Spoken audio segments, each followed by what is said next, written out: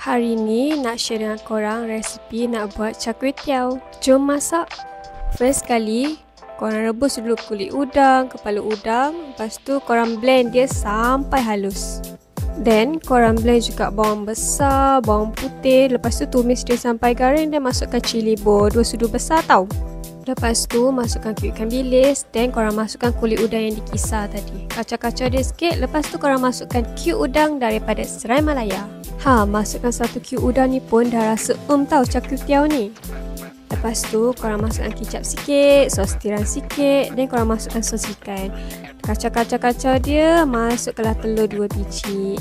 Korang masukkan sedikit garam, and then cuka sikit. Lepas tu korang masukkanlah udang tu.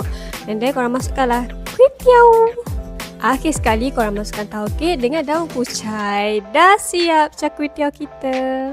Lepas ni dah tak payah dah nak keluar cari char kway teow. Masak je sendiri. Yang penting mak pesan masak biar dari hati.